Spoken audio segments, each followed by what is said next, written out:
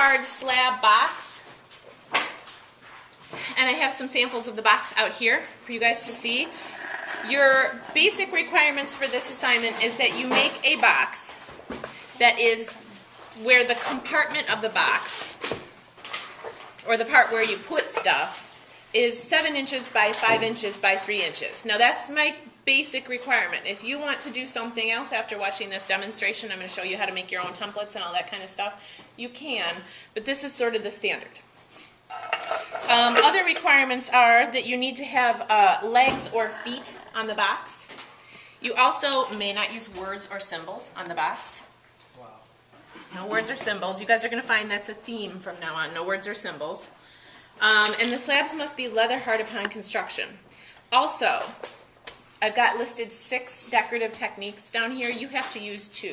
So I'm going to show you all 6, and then you can use any 2 that you like on your box, okay? All right, so due date for this assignment, I don't have my planner in front of me, but it's 3 weeks. So 3 weeks from today is basically going to be the last day in class that we're working on this assignment. I'll get back to you on that date when I get my planner in front of me. Okay, so let's talk about the template. Now, this year, we've had some weird stuff happen, like polar vortexes and stuff like that. So normally, I really like you guys to make your own templates because I think it's a good experience to figure out how this works 3-dimensionally. But because we've had a polar vortex and my seniors are going to miss an additional 3 days in addition to the week at the end, here's what I'm going to do this year. I am going to give you the standard templates already cut, so you don't have to cut them if you do the standard size. If you want to make your own templates, you can if you're going to do anything different in terms of size. Okay? Now the reason you want to have a template is, as you're making these slabs, what happens to clay as it dries? Shrinks. It shrinks, right? So what I have seen students do is make a slab and then something happens and they forget to cover it or something like that and it dries out and they have to make another one, right? So when they have to make another one, I have seen them take the greenware slab and put that down on the clay and then try to trace it thinking it's going to work. But it doesn't work because the greenware one has already shrunk. And so when you go to put the whole box together, that one piece that you have is going to be too small. So you want to have like a paper or a cardboard template or something when you're working with slabs so that if you need to make another one, that you have it handy. And then if you have the cardboard doesn't shrink, so you'll have that handy and you can just trace it. Okay, so if you're making your, and I'm going to show you how I make these templates because you still need to understand it, okay? So with the cardboard, and if you're going to make your own template, any cardboard will do. This is pizza box. It could be any cardboard that's this thickness. I like to bring in cereal boxes, pizza boxes, things like that. What you're going to do is you're going to open it on the seams like this. And the reason you open it on the seams is because it's machine made. It already has like a nice 90-degree angle already started for you for that first corner of your template. So the first template I'm going to make is going to be my 7 by 5 template, which is going to act as the top and the bottom of the box. Okay? So the first template size is 7 by 5. Or at 5 by 7. Same thing, right? All right, so what I'm going to do is I'm going to use that, not the edge of the box because it's, you know, kind of irregular, but I'm going to use the edge of that corner, and I'm going to make my first mark at 5, and then what I'm going to do is I'm going to slide my ruler up, and I'm going to make a second mark at 5. The reason I make those 2 marks, as you guys hopefully remember from the cups, is what? Why am I making 2 marks? So I can make my line straight. So I connect my dots, and now I know I have a perfectly, 5-inch parallel line there. I'm going to do the same thing from this seam.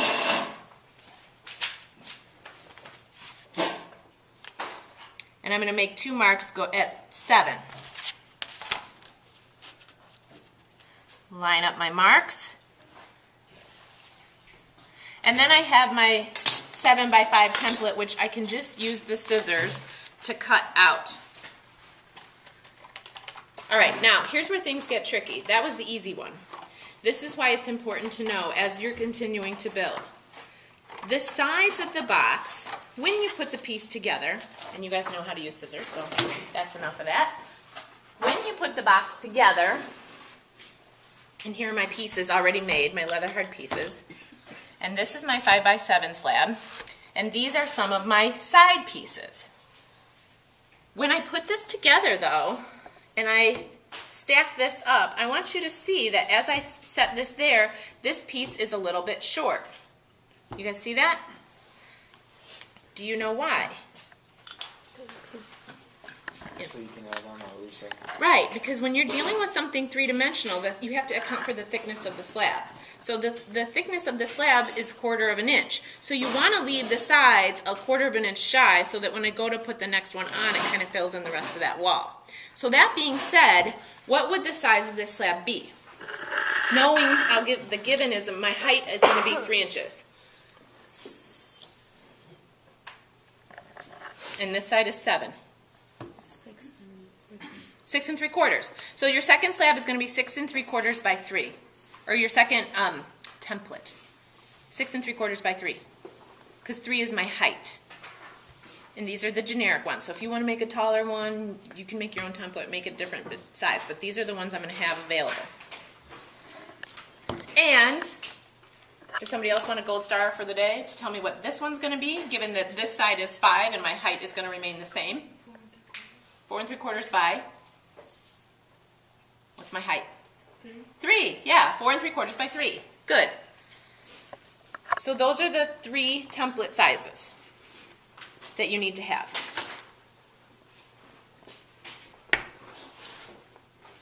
Okay, let me stick these away here again for a second.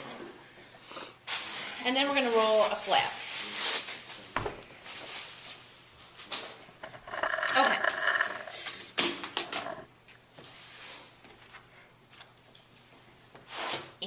Okay. All right. So when you're rolling the slab, and I actually picked out some clay that was a little bit harder, and instead of putting it in the reclaim bucket, I decided to use it.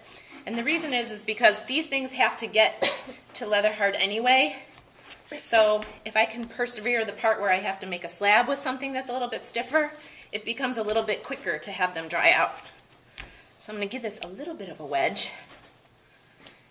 And then I want to take the time to kind of smooth out these ridges and stuff, because if I go to roll a slab with a piece of clay that has all those ridges, when I go to roll the slab, it's going to crack and it's going to spread open on the edges, which means you can't use as much of the slab as you'd like. As far as physical demand of this project, rolling the slab is probably the most physically demanding. And I know it's first period. Standing up to roll a slab and all that stuff is not desirable, so we want to roll the slab as few times as necessary. We don't want to roll a slab a whole bunch of times. Like, you don't want to have to roll a slab for every single piece you've got to cut. Has anybody in here ever made like sugar cookies with cookie cutters? It's kind of like that. Okay, hold on. You got the camera?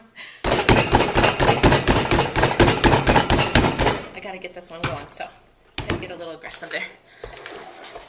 So here it's splitting because I didn't get that spot blended together. That's what I was talking about. So I want to roll a slab as big as possible. Another tool you can use for this if you're having this splitting is the rib tool. Kind of get those blended together, so that you can get as many pieces out of it as possible.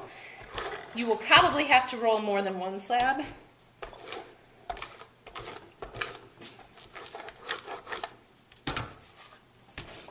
But you really could get all the pieces for the box made out of 2 slabs if you do them nice and large. So remember, when I roll a slab, I'm going to continue to flip the clay over and hopefully move it to a dry spot. The other advantage of picking out clay that's a little bit harder is that it doesn't stick to the canvas as easily. It's just, I might be a little tired after I'm done rolling the slab. That's all.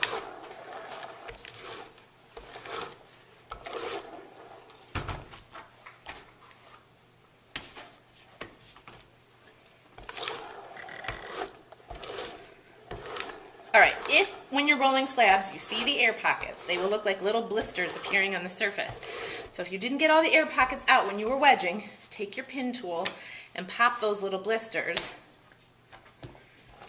before you continue to roll. So if I see a little blister coming up here, I'll take my pin tool, pop it a couple of times, and then keep rolling to seal that up. And then I can just take my finger and blend it too. All right, so I'm probably about to 1/4 of an inch here, and I got a pretty decent sized slab. So now what I'm going to do is I'm going to take those cardboard templates that I cut out,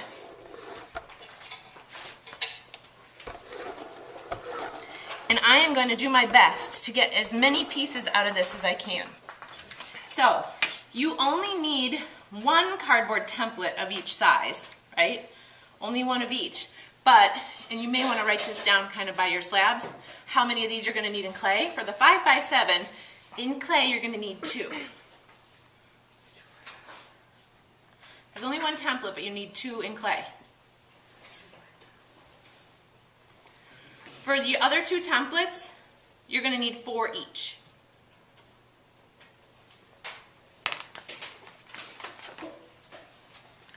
Okay. So what I'm going to try to do is I'm going to try to place these as close to the edge as possible because I want to get as many as possible out of it. And then I'm going to use my pin tool and just cut out the slabs that I need. Now the reason I like this gauge or thickness of cardboard is because it doesn't buckle on me. It's thin enough I can cut it with scissors, and it's thick enough that it doesn't buckle on me when I'm trying to trace it. I also like to use the line I just created for my next one. There's no reason I need to have a space in between. I can get them this close, and that way I can get them as many made as possible. So it's kind of like a puzzle. You're trying to figure out how to get as many as you can. Maybe I'll do this one here to get another one. Maybe it would be smarter if I moved it over. Not sure, not sure. I like this idea better. So that's the idea. So that way you don't have to roll a whole bunch of slabs. And then, am I going to get lucky here? Ooh, look at that. But I want to do this one. Makes more sense. Yeah. Okay. So now out of this one slab, I already got my top and my bottom made, and I've got 2 sides. I can probably get all of my sides, all 4 of these, right? And then maybe even 1 of these, and then I just have to roll a slab for 3 more of these. So it can be done in 2 slabs, if you're clever. Okay, so we are going to put these off to the side, and here's the trick now. You have to, and this is why this project is so challenging, you will have to let these dry to Leatherhard.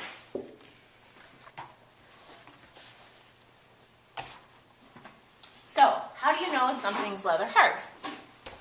Here's a really good test. If you can, and I'll do the smaller one because I have a small one here. If you can hold it out like this, and it stays out straight, it's Leatherhard. If it is not Leatherhard, it will do this. And I have students come to me all the time and say, Miss Felix, is this Leatherhard? They're like trying to hold it up straight so it doesn't flop over. The answer is no. You have to be able to hold it out like this, and if it doesn't flop, then you're good to go. If you construct the piece when they're not Leatherhard yet, your box will look sunken and saggy, so you need to wait till it's Leatherhard. Okay, here we go. Let's put the box together. Here's where things get a little bit crazy. This project is challenging to put together because it is all scoring, slipping, and scooching. That is right. So there is no looting with Leatherhard because every time you're putting together something Leatherhard, it has to be scored and slipped. So this project is a real test to how well you can score and slip and how well you can control the drying, because you want the pieces to be Leatherhard but not too hard. Okay? So when I put the first piece on, I'm going to put it right here. And I'm going to score and slip. Now the first time I score and slip for this demonstration, I'm going to do it really well because I want you to see how you need to do it for each seam. It takes a little bit longer to score and slip like this, so I'm not going to score and slip every seam like this. I'm going to do one of those things where I tell you to do what I say and not what I do.